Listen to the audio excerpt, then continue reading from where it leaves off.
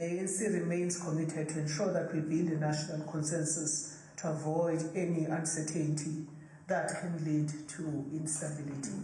Lesi sibophezelo siza ngesikhathi esibucayi kakhulu ku-ANC njengoba amanye amaqembu ekushaya indiva ukuxoxisana nayo kwelokubusa ngokubambisana. Ngesonto eledlule iqembu iMK lizwakalise ukuthi alizimisele ukusebenza ngokubambisana neANC eholwa umengameli uCyril Ramaphosa. iANC ithi kudala izama ukuxhumana neqembu iMK kodwa aliphenduli.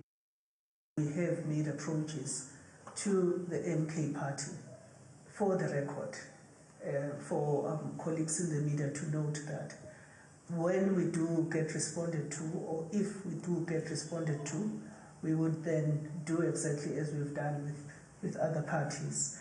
Amadla ndawonye neANC iSACP ithi iANC yamkelekile ukuthi ibambe izingxoxo neMK.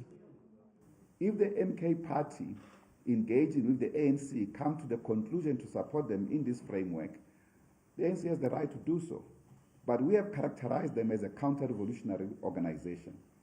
Njengoba isigungu esiphezulu seANC sesiwutholile umbiko obuya ekomidini lokusebenza kwansuku zonke kweANC, iNWC. Kusasa ke sizothatha isinqumo sokuthi yimapi amaqembu iANC encamela ukusebenzisana nawo.